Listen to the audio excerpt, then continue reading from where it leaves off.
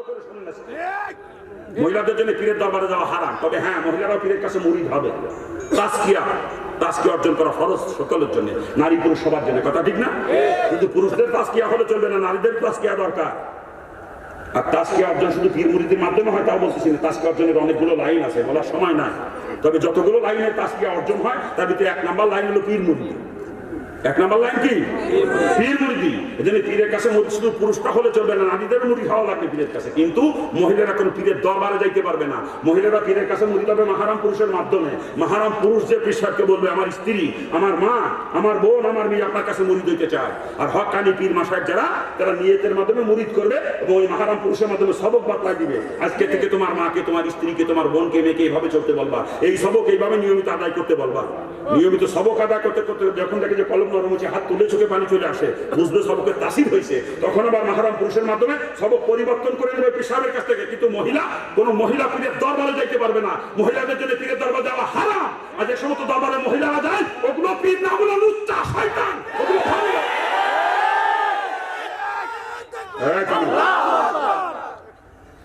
আল্লাহ পাক ওদের তকদির হেদায়েত দান করুন। আরে জোরে কর না, আমিনও কর না। আল্লাহ যদি মুসলমানদেরকে কবুল করে আমিনও কর না। আবার ওই সময় তো শয়তানের দরবারে তো দৌড়ছি আমরা জন্মের দৌড় নাকি কা? হ্যাঁ, আরে কত কায়দার ভিড় আছে আমাদের দেশে, একেবারে ক্লিন শেভ। ল্যাংটা না কোন তো করা মতো বোঝা যাবে না ওটা মুসলমান। ল্যাংটা করে যখন দেখবেন যে সেনুর মাথা কাটা আছে তখন বোঝা যাবে মুসলমান। এর আগে বোঝার কোনো লাইন না, ঠিক না? এই বদমাশ গুলো ভিড় আমাদের দেশে, এগুলোও ভিড়। দাড়ি কামানো মানে রসুলের কলিজায় ফুল লাগানো। দাড়িতে ফুল লাগানো আমার রসুলের কলিজায় ফুল লাগানো, রসুলের কলিজায় ফুল লাগাইয়া রসুলকে কান্দাইয়া এই ফাসেক বদমাশ বলে কি হয়েছে চিন্তা করেন। এই মুসলমান বোঝেন না, যেগুলো বন্ধ বোঝেন না, ও রসুলের কলিজায় ফুল লাগায় বদমাইশ। ওটা ফাসেক, দাড়িতে কামাই, এক মুঠি নিচে দাড়িতে ছাপে, ওবাই ফাসেক। আর কোন ফাসেক কখনো আল্লাহ বলি হইতে পারে না, কখনো না। দাড়ি কামাইলে বদমাইশের কাছে মুখ দেয় যে মুসলমান, লজ্জা করে না? জাহান্নামে যাওয়ার রাস্তা খুঁজে পান, বিয়াকালে গুটি তওবা করে ফের যে কোন হক্কানি পীরের কাছে মুরিদ। আমি সরমুনার মুরিদ করে সরমুনায় যাইতে বলবো না। এমন একজন পীরের কাছে মুরিদ যার মধ্যে শিরক বিদআত নাই, যার মধ্যে শরীয়তের খেলাফ নাই, যে দরবারে পর্দার খেলাফ কিছু হয় না, ওই জায়গাতে মুরিদ। কিন্তু ভণ্ডর দরবারে যাসতে পাও ধরেছি, তওবা করে ফের ঈমান নিয়ে যদি কবরে যেতে মন চায় তওবা কর। খারাপ লাগতেছে আপনার? খারাপ লাগে না? কত কায়দার ভিড়, পর্দা মানে না, এই বদমাশ গুলো ভিড় চিন্তা করেন। আল্লাহ পাক মুসলমানদেরকে হেফাজত করে জোরে পানা। আলোচনা করতেছি যে কাজের মধ্যে আমার রসুলের তরিকা নাই, আমার রসুল যেটা কোনোদিন করেন না বা করতে বলেন নাই, ওইটিকে কখনো নেকামল বানানো যাবে না। ওটা হলো ডাইরেক্ট না ফরমানে মুসলমানের কাছে কখনো যাইতে পারে না, ঠিক কিনা জোরে বলেন?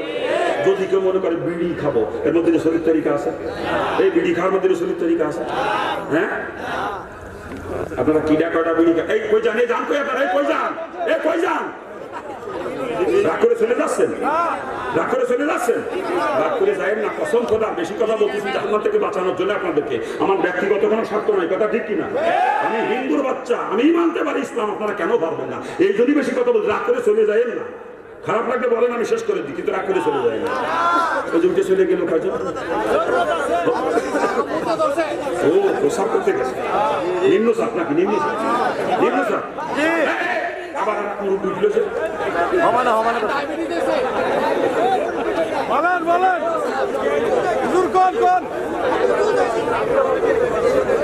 বলতেছিলাম কিডা কাটা বিড়ি খান আপনারা। আমার থেকে বেশি বিড়ি খাওয়া মানুষের পর্যন্ত আমার সামনে একটা আমার পড়ে না। আমি যদি কম খেতাম সেদিন 2 প্যাকেট সিগারেট খেতাম, একটা লাগুন আর একটা ধরতাম, এত বিড়ি আমি খেতাম। তখন ছিলাম হিন্দু, কিন্তু হিন্দু অবস্থায় কোরআন হাদিস পড়তাম, করতে করতে মুসলমান হয়ে যাব সিদ্ধান্ত নিছি, মনে মনে মুসলমান হয়ে যাব। আর এই সময় হাদিসটা আমার সামনে আসছে। রসুল বলেন যারা নিয়মিত মিসওয়াক করবে তাদের 70টা উপকার হবে। কয়টা? আর সব থেকে বড় উপকার, তাদের মৌতের সময় কালেমা নসিব হবে, তারা হাসতে হাসতে মানে দুনিয়া থেকে চলে যাবে। পক্ষান্তরে যারা ধূমপান করবে, রসুল বলেন তাদের 70টা ক্ষতি হবে। 70টা ক্ষতির মধ্যে সব থেকে বড় ক্ষতি হলো মৌতের সময় তাদের কালেমা নসিব হবে না, ওরা বেঈমান অবস্থায় হবে।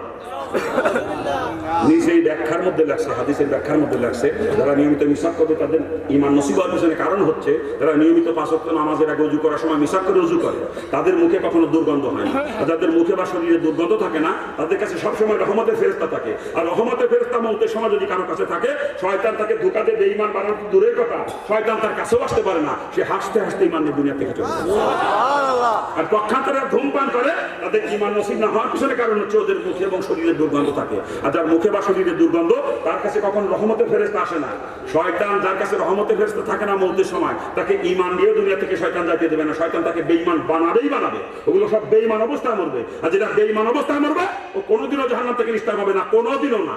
ইমান নিয়ে মরতে পারলে একদিন না একদিন ইমানের বদৌলতে জাহান্নাম থেকে বেঁচে জান্নাতে যেতে পারবে। কিন্তু যেটা বেঈমান অবস্থায় মরবে ও চির জাহান্নামী। বিড়ি খোরের গোষ্ঠী সব বেঈমান অবস্থায় মরবে এবং চির জাহান্নামী। চিৎকার দিয়ে বলেন নাউজুবিল্লাহ। এই হাদিসটা যখন পড়ছি তখন আমি মুসলমান হই নাই, তখনও হিন্দু, কিন্তু মুসলমান হব সিদ্ধান্ত নিয়ে ফেলছি। হাদিসটা পড়ার পর দিলের মধ্যে ধাক্কা লাগলো আমার। বইটা বন্ধ করলাম, হাদিসের কিতাবটা বন্ধ করে শুয়ে শুয়ে চিন্তা করতেছি, আমি তো বিড়ি খাই, জন্মের খাওয়া, আমার তো মুসলমানের লাভ হবে না, বেঈমানের মরা লাগবে। তা মুসলমানের কি লাভ? খালি খালি আল্লাহ তাআলা দিলের ভিতরে কি ঢাল ছিল দিন জানি না আমি। আমার পকেটে তখন 18টা সিগারেট, এক প্যাকেট থেকে দুটি খাইছি, 18টা পকেটে।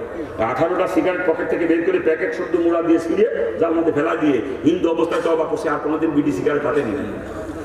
যখন জানতে পারছি ইমান দিয়ে মরার আশায় হিন্দু অবস্থায় তওবা করছি, আর মুসলমানের বাচ্চারা জন্মের খাওয়া খায় বিড়ে, বদমাইশের দল, তোদের ইমান নিয়ে মরতে মন চায় না? পাও ধরেছি তওবা কর, ইমান নিয়ে কবরে যেতে মন চায়, তওবা কর। বিড়ি সিগারেটটা জীবনে খাস নে, তওবা কর, পাও ধরেছি।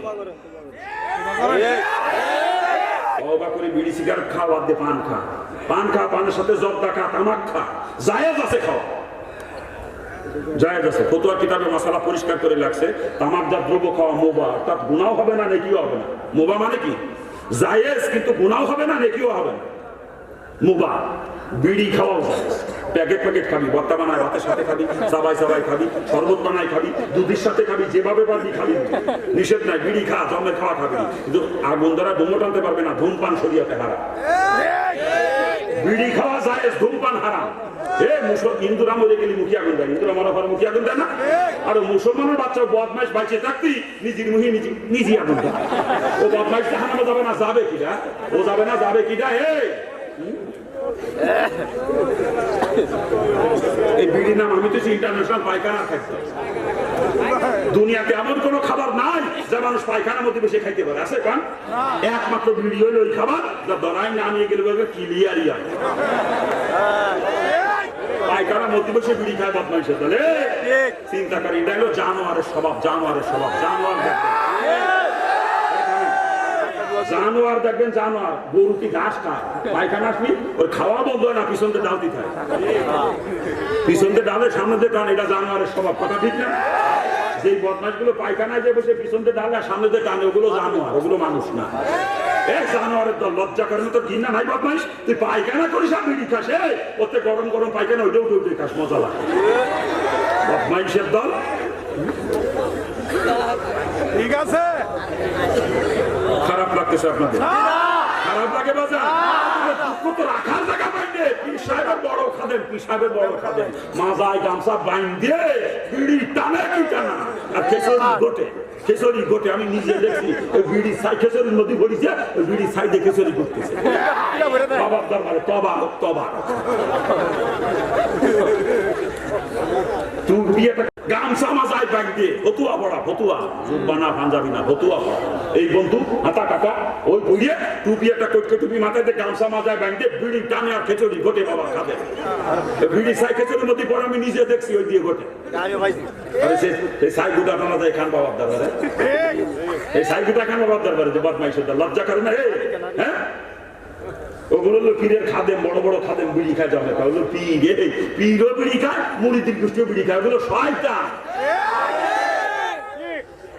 আল্লাহ পাক সকলকে হেফাজত করুন। খারাপ লাগতেছে আপনাদের? খারাপ লাগে বাজার? কি আলোচনা করবো? কারণ যে আলোচনা করতেছি যে কাজের মধ্যে আমার রসুলের তরিকা নাই, এটা আমার রসুল কোনোদিন করে না বা করতে বলেন নাই, ওইটিকে কখন ইবাদত বানানো সম্ভব না, ওটা নেক আমল বানানো সম্ভব না। ওটা হলো ডাইরেক্ট না ফরমানি, মুসলমানের কাছে কখনো যাইতে পারে না, ঠিক কিনা জোরে বলেন? যদি কেউ মনে করে বাপ মা মরি গেলি খাওয়ান দেবো, এর মধ্যে রসুলের তরিকা আছে? হ্যাঁ, এই যে বাপ মা মরি গেলি গরু মারি খাওয়ান দেন না, কোন কিতাবে পাইছেন? সেই কিতাবের নাম কান দিয়ে আমার, কোন কিতাবে পাইছেন বাপ মা মরি গেলি খাওয়ান দিয়ে লাগবে? সেই কিতাবের নাম কান আমার? হ্যাঁ, আরে পূর্বপুরুষ তো ইসলামের দলিল না, ইসলামের দলিল কোরআন আর হাদিস। ইসলাম কারোর বাপ দাদার না, ইসলাম কোরআন হাদিসের, কথা ঠিক না? বাপদাদাই করছে বলে আমার করা লাগবে, আমার কোনো কথা আছে নাকি? এই বাংলাদেশের হিন্দুরা লক্ষ্মী পুজো করেছে, আমি ছোটকালে দেখছি মনসা পুজো করেছে, এই কয়েকদিন আগেও দেখছি মুসলমানরা গাছটি পালন করে, গাছটি হিন্দুদের মতো। এখন সেগুলো বাদ দিলি কে তোরা? তোর বাপদাদা তো করছে, তোরা বাদ দিলি কে? লক্ষ্মী পুজো কর, মনসা পুজো কর, গাছটি কর, কেন বাদ দিলি? হ্যাঁ, ছোটকালে শুনেছি আমরা, আমাদের এলাকাটা কথা প্রচলন ছিল মোল্লার কল্লা, মানে কুরবানি করতো যে মোল্লা যতগুলো গরু জবাই করতো সবগুলো কল্লা মোল্লারে দিয়ে দিত। আপনার এলাকা দিত নাকি? হ্যাঁ, মোল্লা বাড়ি করলাম কল্লা ধরতো না। পরবর্তীতে মাসলা যখন ওলামায়ে কেরাম বলছে না কল্লা মোল্লারে দিয়ে দিলি কুরবানি বাতিল হয়ে যায়, এখন তো দেন না, আপনার বাপ দাদা দিচ্ছে, এখন দেন না কেন? তা বাপ দাদা করেছে বলে আমার করা লাগবে এমন তো হলো কথা না। কোরআন হাদিস কি বলে সেটা দেন, ইসলাম বাপ দাদার না, ইসলামের দলিল কোন পীর সাহেব না, ইসলামের দলিল কোন আলেম ওলামা না, ইসলামের দলিল কোরআন এবং সুন্নাহ। কি করব? হ্যাঁ, এই যে বাপ মা মরে গেলে খাওন যেটা বেদাত। আচ্ছা আপনারাই বলেন, রসুলের জামাতা ওসমানের তো সম্পদ কম ছিল না, রসুলের ইন্তেকালের পরে ওসমান কতজনে খাওয়াছিল? হ্যাঁ, হযরত আবু বকর সিদ্দিকের ইন্তেকালের পরে কতজনে খাওয়াছিল? উমরের ইন্তেকালের পরে কতজন খাওয়াইছিল? কতজন দেওয়া? আপনারা খাওন যে দেন বাপ মরে গেলে কোন কিতাবে পেয়েছেন? কিতাবের নাম কোন? আমি কিতাবের বরাদ দিচ্ছি, আসেন তাফসিরে মারিফুল কোরআন, সৌদি থেকে একটা খণ্ড পাঠাইছেন, এক খণ্ডের মধ্যে 30 পারা। ওই তাফসিরে মারিফুল কোরআনের ওই কিতাবটা সৌদি সরকার বিশ্বে যতগুলো ভাষা আছে সমস্ত ভাষা অনুবাদ করে বিশ্বের সব দেশে হাদিয়া স্বরূপ পাঠাইছে। বাংলাদেশে লক্ষ লক্ষ কপি আসছে, কয়েক কোটি কপি আসছে বাংলাদেশে বাংলায় অনুবাদ করা ওই কিতাবটা, তাফসিরের কিতাব, তাফসিরে মারিফুল কোরআন। ওই কিতাবের 35 নম্বর পৃষ্ঠা খুলে দেখেন, মাসালা পরিষ্কার করে লাগছে, মাইয়াতে রুহের মাগফিরাতের সে দোয়া করে, সেখানে খানা খাওয়া হারাম, খাওয়ানোও হারাম, টাকা দেওয়াও হারাম, নেওয়াও হারাম। নিচের দিকে লাগছে যদি কেউ দুনিয়ার মধ্যে শাস্তির জন্য দোয়া করতে নেয়, যেমন বাড়ি একটা নতুন ঘর করছে কেউ, ওই ঘরে বসবাস করার আগে আলেম ওলামা কিনেছে দোয়া করার জন্য, ওইখানে দোয়া করার পরে যদি বাড়িওয়ালা না খাওয়ায় চাইও খাইতে পারবে, টাকা না দিলে চাইও নিতে পারবে। একটা দোয়া করলাম কিছু মিষ্টি মিষ্টি খাওয়া করে টাকা দেয়, দোয়া করলাম। বাজারে কেউ একটা দোকান করছে, ব্যবসা করবে, ওই দোকানে ব্যবসা শুরু করার আগে বরকতের জন্য আলেম ওলামাদের দাওয়াত করে নেয়, না? ওইখানে দোয়া করার পরে যদি দোকানের মালিক না খাওয়াতে চাইও খাওয়া যায় যাচ্ছে, টাকা না দিলে চাই নেওয়া যায়, কিন্তু মাইয়াতে রুহের মাগফিরাতের দোয়া করে সেখানে খানা খাওয়া হারাম, খাওয়ানোও হারাম, টাকা নেওয়াও হারাম, দেওয়াও হারাম। দলিল তাফসিরে মারিফুল কোরআন 35 নম্বর পৃষ্ঠা খোলেন। আমি চ্যালেঞ্জ দিয়ে গেলাম, বাপ মা মরে গেলে খাওন দিয়ে লাগবে, যদি কোনো কিতাবে দেখাইতে পারেন চলে আসেন, কোনো বাপের বেটা থাকি চলে আসেন দলিল দিয়ে। আমি খালি কাঁচাই করি না, আমার কাঁচা আটা আছে, এই কোটকে জোবা কোটকে লুঙ্গি ওয়াশ করে বেড়ায়, এবার কাঠ মোল্লা মনে করি না, MA পাস করে তুই MA তে ফার্স্ট ক্লাস ফার্স্ট। আমি কালা কোটের ব্যবসা জানি, আমি একজন অ্যাডভোকেট, আবার মাদ্রাসায় দাওরা পর্যন্ত করছি, যেদিকে চাইবেন সেদিকে দিতে পারবো ইনশাল্লাহ। বাপের কোনো বেটা যদি থাকে দলিল নিয়ে চলে আসবেন আমার সামনে, ওই প্রমাণ করতে পারেন কোরআন হাদিস দিয়া, আমি মানবো, আসেন। আমি চলে যাওয়ার পরে যদি কোনোটা ফুটুল ফুটুল করে, ওইটা বাপের বেটার জন্মের মধ্যে দোষ আছে। আমি খালি কাঁচাই করি না, আমার কাঁচা আটা আছে আল্লাহর ফজলে।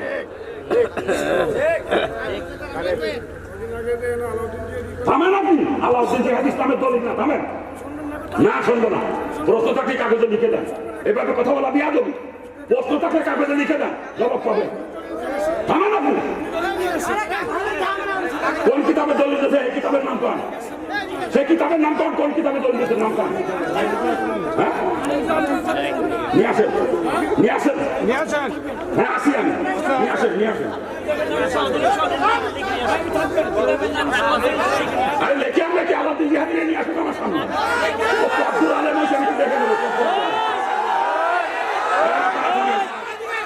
আপনারা থামেন।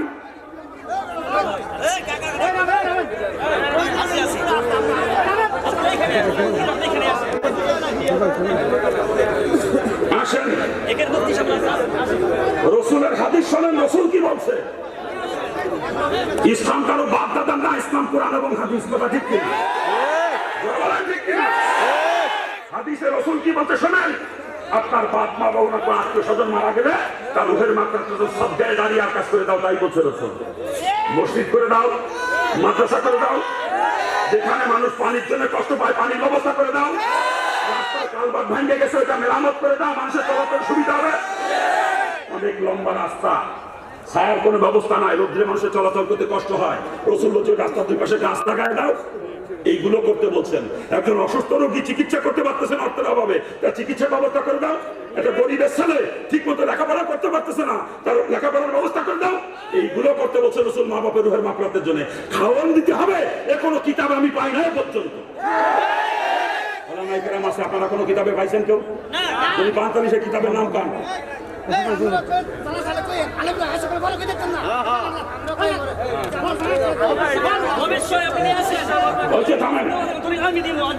আরো বসেন আপনি, আর কেউ লাগে না, শামসুল্লাহকে একা যথেষ্ট।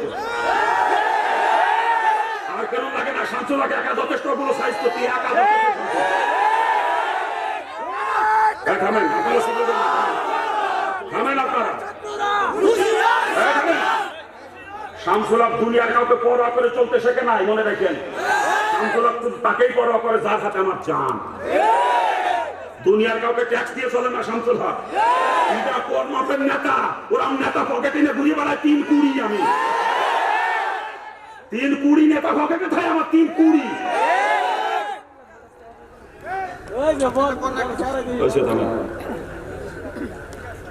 যশোরতে আইসিবিতে তাই না, তাই মনে করেন নাকি? সারা বাংলাদেশের কোনায় কোনায় সফর করি, সারা বাংলাদেশের কোনায় কোনায়। আল্লাহ পাক সকলকে সহি বুঝদান করুন। সব থেকে বড় কথা, যে বাড়িতে খাওয়ান দেয় ও বাড়িতে খালি বেটারা যায় না, ওই মরা বাড়ি খাওয়ান খেতে দলে দলে বেটিরাও যায়। বেপর্দা সাইলা, বেপর্দা কি নাকের কাজ না গুনার কাজ? এই বেপর্দা নাকের কাজ না গুনার কাজ? বেপর্দার কবিরা গুনাহ দিয়ে খাওয়ানোর আয়োজন করিয়া ওই কবিরা গুনাহ বাপ মা কবরে পাঠায় বদমাইশের দোষে। তোর বাপ মা কি তোর জন্ম দিয়ে অন্যায় করিছে যে তুই কবিরা গুনার আসর বসাইলি বেপর্দা? এ তোর বাপ মার উদ্দেশ্য করে বদমাইশ তোর জন্ম দিয়ে বাপ মা ভুল করেছে মনে হয় নাকি? অন্যায় করিছে। হ্যাঁ, তুই যদি সত্যিকারের বাপ মার ভালো চাইতি, যেই কাজ করলে আল্লাহ রাসূল এটা করতে বলছে সেইটা করতি, তোর বাপ মা যাতে উপকার হয় উঠে সেইটা করতি তুই। আর যে খাওয়ান দেয়,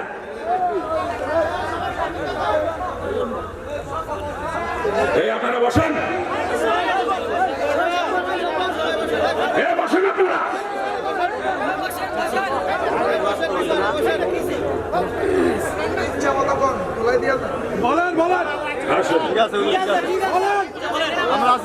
আল্লাহ পাক সকলকে সহি বুঝদান করে। জোরে বলেন আমিন। আরে জোরে কর না আমিন। আরে যে খাওয়ান দেয়, বাপা মরে গেলি খাওয়ান খায় রাস্তা দিয়ে যাচ্ছি দেখি সব বদনাম ক্ষতি করতে যায়। একটা খাওয়ান হইল 3 পিস গোস্ত দিতে, তার মধ্যে 2 পিসই হাত। আর যে বাড়ি খাওয়ানোর আয়োজন করে দেখবেন মোটা মোটা তরকারি তাকে বসায় স্পেশাল খাওয়ায়, আর গরিবই কপালে জোটে না। কথা ঠিক না? হ্যাঁ, মানুষকে খাওয়াইলে নেকি হয়, মানুষকে খাওয়াইলে নেকি হয়, অনেক নেকি। অন্নদান অনেক নেকি, অন্নদান করা অনেক বড় দান। কথা ঠিক না? এমনি গরিব মিসকিনকে দাওয়াত করে খাওয়ান, আত্মীয় স্বজনকে দাওয়াত করে খাওয়ান, প্রতিবেশীদেরকে দাওয়াত করে এমনি খাওয়ান, নেকি হবে, নেকি হবে। কিন্তু মা বাবার রুহের মাগফিরাতের উদ্দেশ্য করে ওইখানে খাওয়ানোর আয়োজন করা হারাম। এটা আমার কথা না, তাফসীরে মারিফুল কোরআন বলে 30টা নাম্বার বলে দিছি। খোলেন, 30টা নাম্বার বলে দিছি, 30টা নাম্বার। আল্লাহ পাক সকলকে সহি বুঝদান করুন। আরে জোরে কর না। আর যে খাওয়ান দেয় বাপ মা মরে গেলি, এইগুলো নিয়ে কি হবে? এই জন্য দেয় না, নাম সাতানোর জন্য দেয়, নাম সাতানোর জন্য দেয়। কথা ঠিক না? অমুকের বাপ মরে গেছে, সে খাওয়ান দিল না, এটা কথা হইল। আর এগুলো সমাজে টিকে রাখছি আমরা, পেটুক মার্কা আলেমরা। আমরা পেটুক মার্কা আলেমরা এগুলো টিকে রাখছি সমাজে। আমাদের তো শুয়োর খেয়েও কিছু আলেম আমরা আছি সমাজে, আমরা এগুলো টিকে রাখছি। আল্লাহ পাকে পেটুক মার্কা আলেমদেরকে আগে হেদায়েত দান করুন। জোরে কান আমি। আরে জোরে কান না আমি। ভালো করে বোঝেন, বাপ মা মরে গেলে মিলাদ দেন আপনারা। হুজুরির বাপ মা মারে না, হুজুরি বাড়ি কদিন মিলাদ হয়েছে কান? আচ্ছা, এই হুজুরে দেখেন আপনার বাড়ি মিলাদ দেন, ওই হুজুরি বাড়ি কদিন মিলাদ হয়েছে আপনারা দেওয়া হচ্ছে কান? মিলাদ দিলে যদি নেকি হবে, আলেমদের বাড়ি আগে হবে মিলাদ। কথা ঠিক না? তো আলেমের বাড়ি মিলাদ হয় না, ওই আলেমরা আপনাকে বাড়ি বাড়ি ঘুরে মিলাদ করে বেড়ায়, পেটটা মোটা করে খাইয়ে আর পকেটটা মোটা। এই যে মিলাদ ইসলামে জায়েজ নাই। মিলাদের উৎপত্তি 604 হিজরিতে। বাদশা মুজাফফর কুকুবরী মিলাদের উৎপত্তি করে 604 হিজরিতে। রাসূলের হিজরতের 604 বছর পরে এসে মিলাদের উৎপত্তি। আর যেটা রাসূলের জামানায় ছিল না, সাহাবায়ে কেরামের জামানায় ছিল না, তাবেঈনদের জামানা পর্যন্ত ছিল না, পরবর্তীতে আবিষ্কার করছে মানুষ। মানুষ এটা নেক কাজ মনে করে সেটা বেদাত।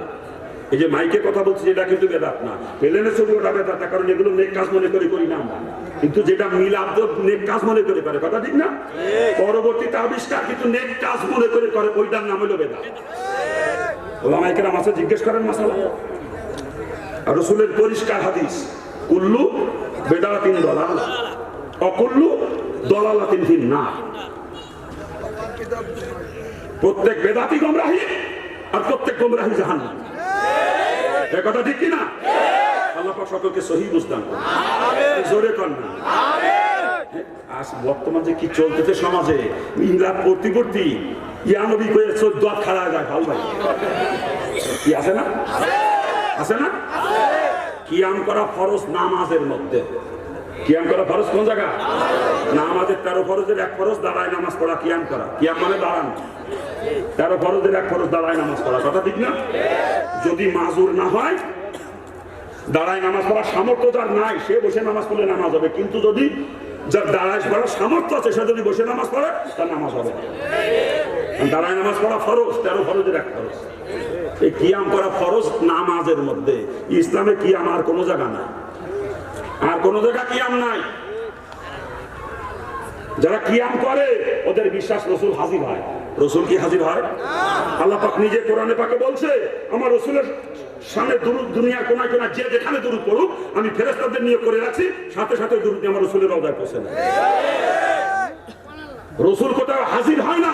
যদি কেউ রাসূলকে হাজির নাজির মনে করে, কসম খোদা সে বেঈমান কাফের। রাসূল কোথাও হাজির হয় না। হাজির নাজির একমাত্র আল্লাহ। হাজির নাজির একমাত্র আল্লাহ। রাসূলকে হাজির নাজির মনে করে তার ঈমান থাকে না। কোন পর্যায়ে নিয়ে গেছে চিন্তা করেন। কয় রাসূল নূরের তৈরি।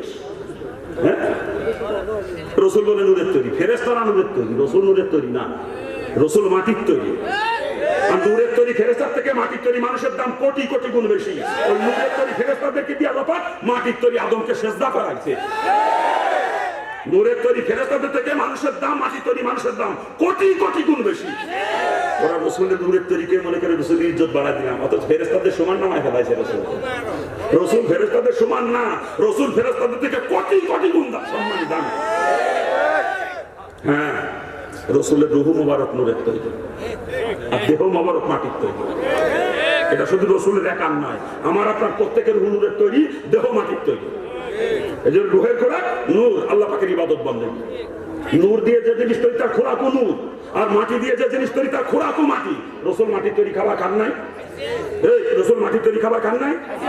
রাসূল বিয়ে শাদী করেন নাই? সন্তানাদি হয় নাই? স্বামী স্ত্রী মিলামেশা করছেন না রাসূল? আর নূরের তৈরি যারা, তাদের এগুলো কিচ্ছু নাই। তাদের খোরাক নাই, তারা খায় না, তারা পায়খানা প্রস্রাব করে না, তারা ঘুমায় না, তারা বিয়ে শাদী করে না, সন্তানাদি হয় না তাদের। যেমন ফেরেশতারা নূরের তৈরি, আর আমার রাসূল, রাসূলের রূহ মুবারক নূরের তৈরি, কিন্তু দেহ মুবারক মাটির তৈরি।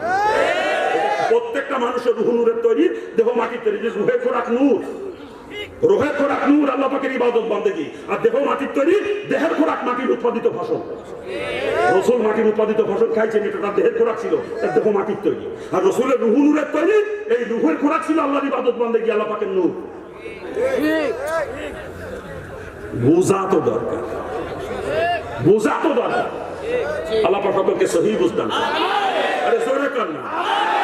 রাসূল বলে গায়েব জানে, তাই কয়। রাসূল যদি গায়েব জানতো, রাসূলকে বিষ খাওয়াইতে পারতো খাবারের মধ্যে দিয়ে?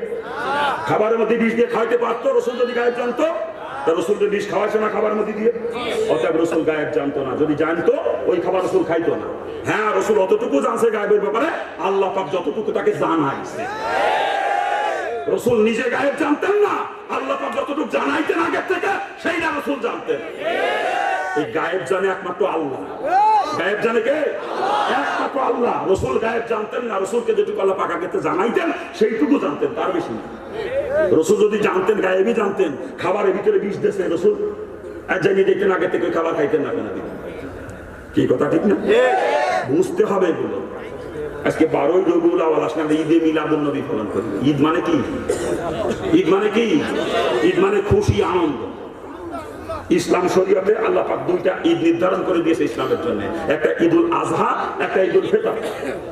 এই দুইটা কোরআন হাদিস দ্বারা প্রমাণিত না? এই দুইটা প্রমাণিত না?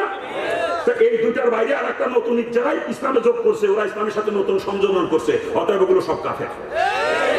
কোরআন হাদিসের বাইরে নতুন কিছু সংযোজন যদি কেউ করে কোরআন হাদিসের সাথে, শরীয়তের সাথে, ওরা বিনা দলিলে কাফের, কোনো দলিল লাগবে না। 12ই রবিউল আসলে ঈদে মিলাদুন নবী পালন করি আমরা। হ্যাঁ, রসুলের জন্মের দিন উম্মতের জন্য আনন্দের দিন, ঠিক আছে। 12ই রবিউল আওয়ালে রসুল জন্মগ্রহণ করছে, ওই দিন আনন্দ করলাম। কিন্তু রসুল ইন্তেকাল করছে কবে? আরে 12ই রবিউল আওয়ালে রসুল জন্মগ্রহণ করছে, এইটা নিয়ে ওলামায়ে কেরামের মধ্যে মতানৈক্য আছে। কিন্তু ওই দিন যে রসুল ইন্তেকাল করেছেন এইটা নিয়ে কোনো মতানৈক্য নাই। জন্মের দিনের আনন্দ করা ঠিক, জন্মের দিন আনন্দ করেন, কিন্তু মৃত্যুর রসুলের ইন্তেকালের দিন তো কান্নাও লাগবে নাকি? এটা কোন দিন করবেন? 12ই রবিউল থেকে আনন্দ করেন, ঈদে মিলাদুন নবী পালন করেন, তা কান্দেন কোন দিন? রসুলের ইন্তেকালের কান্দা কান্দেন কোন দিন? হ্যাঁ, আপনি ধরেন আজকে কয় তারিখ? আজকে 27শে জানুয়ারি নাকি? আজকে আপনার একটা ছেলে জন্মগ্রহণ করছে, 5 বছর পরে 27শে জানুয়ারি আপনার ছেলেটা আবার মারাও গেছে। এর পরের বছর থেকে 27শে জানুয়ারি যখন আসবে, আপনি ছেলের জন্মের আনন্দ পালন করবেন নাকি দুঃখে মুহ্যমান হয়ে থাকবেন? হ্যাঁ, জন্মের আনন্দ থেকে মৃত্যুর বেদনা অনেক অনেক গুণ বেশি, কোটি কোটি গুণ বেশি।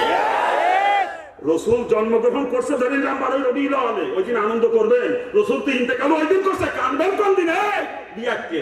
ঈদে মিলাদুন নবী পালন করো 12ই রবিউল আওয়ালে। ওই দিন উম্মত কান্দে যাবে, যা হয়ে যাবে, আমার নবী আমার এতিম করে চলে গেছে, এই দিন দুনিয়া আমার নবী এদিন আমার এতিম করে চলে গেছে, ওই দিন উম্মত কান্দে যাবে, যা হবে। আর যারা ওই দিন ঈদ পালন করে ওরা রসুলের ইন্তেকালের জন্য খুশি হয়েছে, বদমাইশ গুলো একটাও ইমান নাই, একটাও ইমান নাই। 12ই রবিউল যারা ঈদে মিলাদুন নবী পালন করে একটাও ইমান নাই, ওরা রসুলের ইন্তেকালে খুশি হয়েছে, বদমাইশের গোষ্ঠী। আল্লাহ পাক সকলকে সহি বুঝতাম।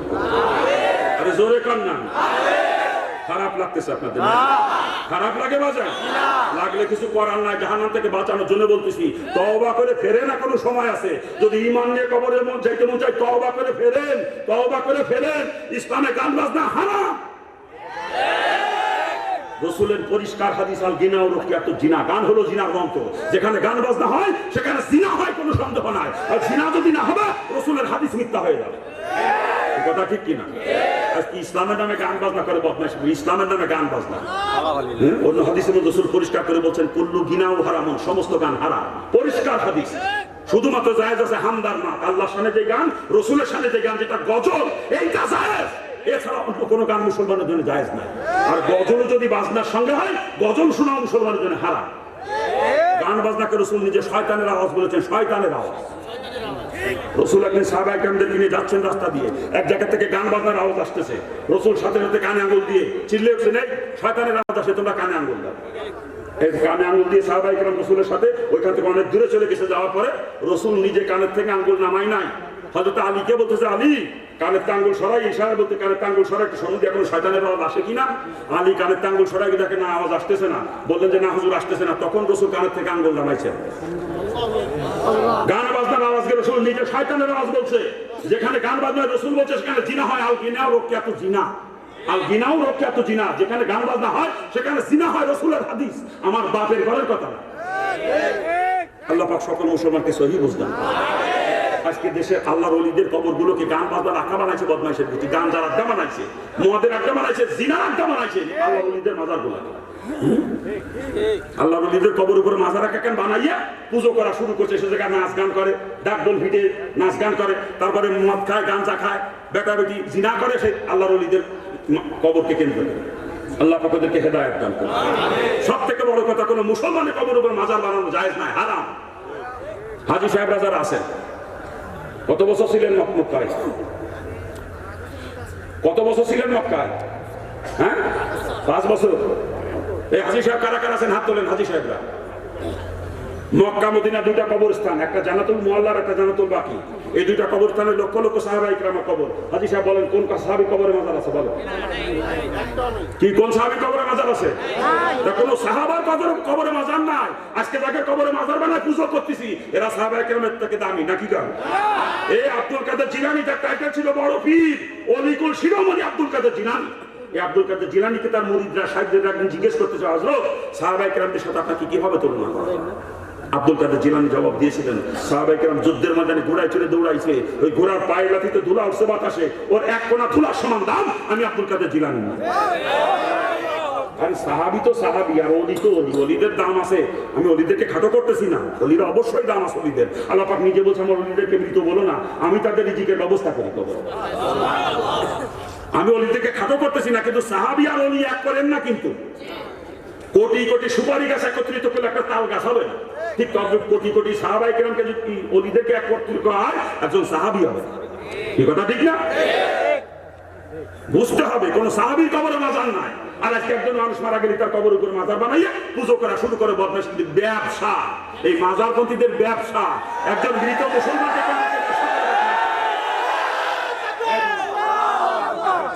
একজন মৃত মুসলমানকে কেন্দ্র করে ব্যবসা করে যারা, এদের মতো নিকৃষ্ট মানুষ দুনিয়াতে নাই। এরা কুত্তার থেকেও খারাপ।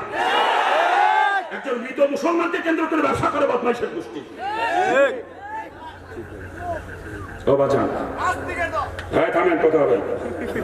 আল্লাহ পাক সকল মুসলমানকে সহি বুঝদান করুন।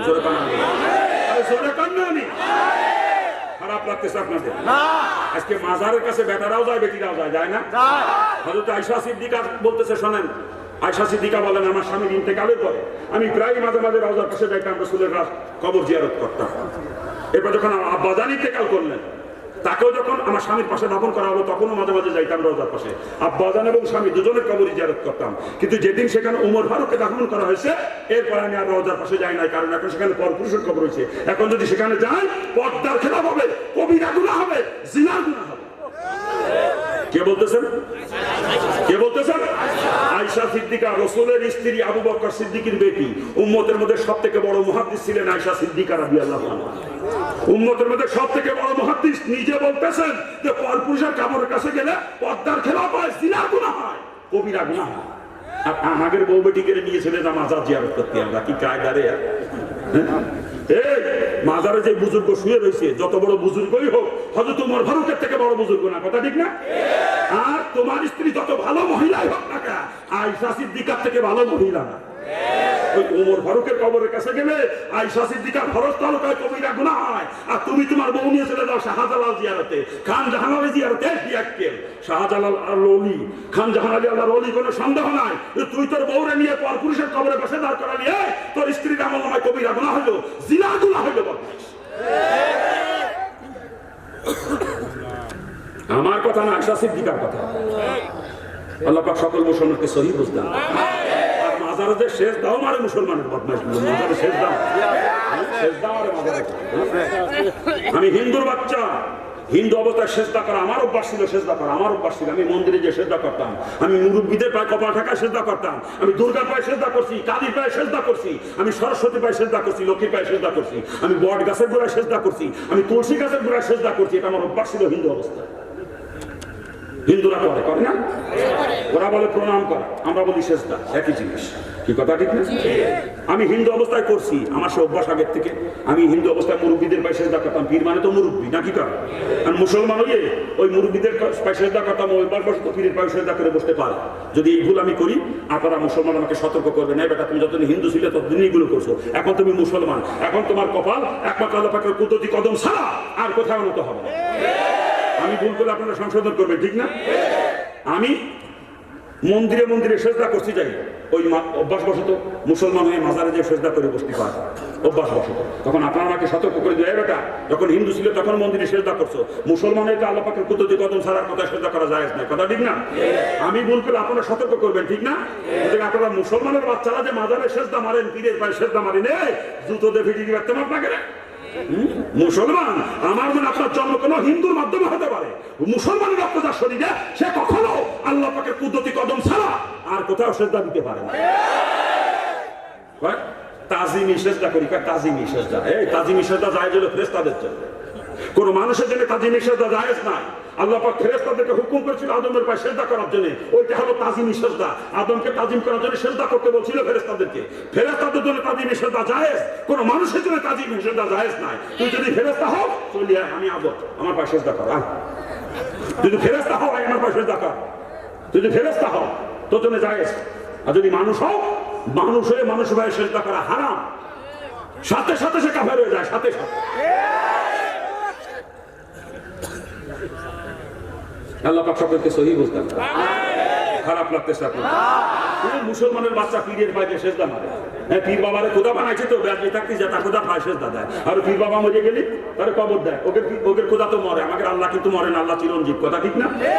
বলে আর মন্ডপের খোদা মরে, খোদা মরে গেলি খোদারে কবর দিয়ে এর উপরে মাজার বানায়, খোদার মাজারে যে সেজদা মারে। বেঁচে থাকতে যা তা খোদার পায়ে সেজদা দিত, মরার পরে মরা খোদার কবরে সেজদা দেয়। বন্ডর দল, ওপরে সব ভণ্ড তাজা শয়তান ওগুলা। আল্লাহ পাক ওদের তকদিরে হেদায়েত থাকলে হেদায়েত দান করুন, জোরে বলেন আমিন। আর তকদিরে হেদায়েত আল্লাহ পাক ধ্বংস করে দিতে, জোরে বলেন আমিন। আরে জোরে বলেন আমিন।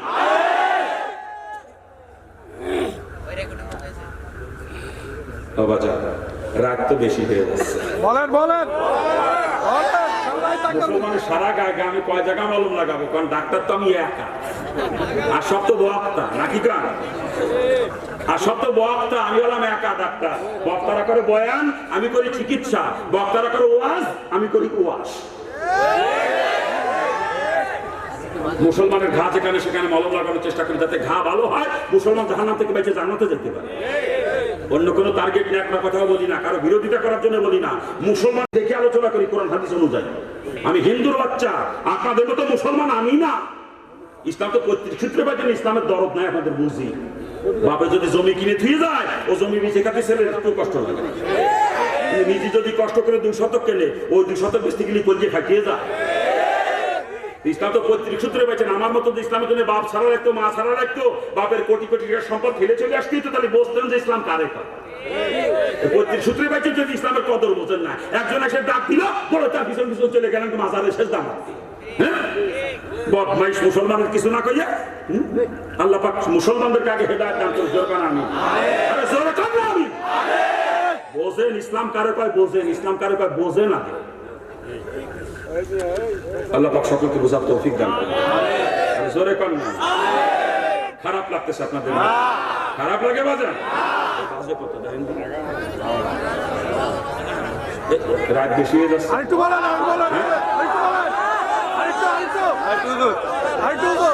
থামে না, দাড়ি কামানোর গোষ্ঠীতে দড়ি নাই, কি করেন? বেনামাজির গোষ্ঠীতে শুয়েও দেখি নাই, টেলিভিশনে লাগে কিছু কই নাই। সব থেকে বেশি দরকার ছিল মোবাইলের ওয়াজ করা, তাও করতে পারলাম না। মুসলমানের সারা গায়ে আমি কয় জায়গা মলম লাগাবো? ডাক্তার তো আমি একা পেলাম না, ডাক্তার আমি একা, সব তো হচ্ছে বক্তা।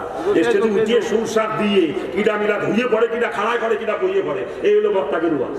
মানুষ সুদ খেয়ে জাহান্নামে যায়, বেপর্দায় চলে জাহান্নামে যায়, নামাজ ছেড়ে দিয়ে জাহান্নামে যায়, এগুলো নিয়ে বয়ান করে না। বদমাইশের গোষ্ঠী একটু বয়ান করে মিলাদ আর কিয়াম নিয়ে, বয়ান করে নূর আর মাটি নিয়ে। এগুলো জুতো দিয়ে পিঠে আমাকে অশোনা মুসলমানের জন্য হারাম, জায়েজ নাই। মানুষ হাজারো হারামের ভিতরে লিপ্ত, এগুলো নিয়ে বয়ান করে না। এই মিলাদ না পড়লে কেউ জাহান্নামে যাবে দলিল আছে? রসুল নূরের তৈরি না মাটি তৈরি, কিয়ামতের দিন জিজ্ঞেস করবে। এগুলো নিয়ে ওয়াজ কিসের? এগুলো নিয়ে ওয়াজ কিসের? যেইগুলো নিয়ে কিয়ামতের ময়দানে প্রশ্ন হবে, যেই কারণে জাহান্নামে যাওয়া লাগবে, এইগুলো নিয়ে বয়ান কর। নামাজের আলোচনা কর, সুদের আলোচনা কর, ঘুষের আলোচনা কর, পর্দার আলোচনা কর। মুসলমানদের জাহান্নামে চেয়ে বাঁচতে পারে, তাই না? স্টেজ উঠিয়ে মিলাদ আর কিয়াম নিয়ে, নূর আর মাটি নিয়ে, রসুল গায়েব জানে, রসুল গায়েব জানে, এইগুলো নিয়ে আলোচনা করে। ওকে জুতোতে পেটে দিতে পারতাম আমি? মুসলমান জাহান্নামে যায় কি করে, আর তুই বয়ান করো কি নিয়ে? বদমাইশ, তুই বক্তা হয়েছ? তুই বক্তা হয়েছ বদমাইশ? ওদের ওয়াজ শোনা জায়েজ নাই, হারাম। ওরা সমাজে ফেতনা সৃষ্টি করে, বদমাইশ গুলো সমাজে ফেতনা সৃষ্টি করে। ওরা রোজ ওয়াজি এগুলো নিয়ে আলোচনা করে না, যার কোনো দলিল নেই কোরআন হাদিসে, এইগুলো নিয়ে আলোচনা করে বদমাইশের গোষ্ঠী। আল্লাহ পাক ওদের তকদিরে হেদায়েত থাকলে হেদায়েত দান করুন, জোরে কান আমিন। তকদিরে হেদায়েত না থাকলে আল্লাহ পাক কুত্তার মতো ধ্বংস করে দিক, শ্রীগালের মতো ধ্বংস করে দিক, জোরে বলেন আমিন। জোরে কান না আমিন। আমার বাবাজিরা আজকে আর পারবো না, আমিও তো একজন মানুষ, আমি তো ইঞ্জিন না, ঠিক না? আপনাদের একদিন আমার প্রতিদিন, ঠিক আছে না? আবার যদি কোনোদিন আসি, আরো যে সমস্ত রোগ আছে সমাজে, ট্রিটমেন্ট দেওয়ার চেষ্টা করবো। আমার কামই রোগে ট্রিটমেন্ট করে, আমি ডাক্তার। আজকে আর হবে না, শরীরে কোলায় না, বোঝেন না কেগুলা? প্রতিদিন প্রোগ্রাম করা লাগে, প্রতিদিন।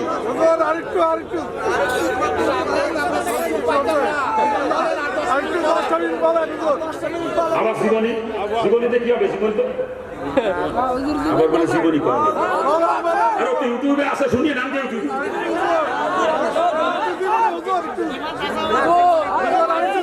বাবা যান, আমি আমি ভারত থেকে আসছি এমন না, কিন্তু আমি এদেশেরই সন্তান। এদেশ আমার মাতৃভূমি, জন্মস্থান, বৃহত্তর যশোর বর্তমান জেলা হচ্ছে নড়াইল।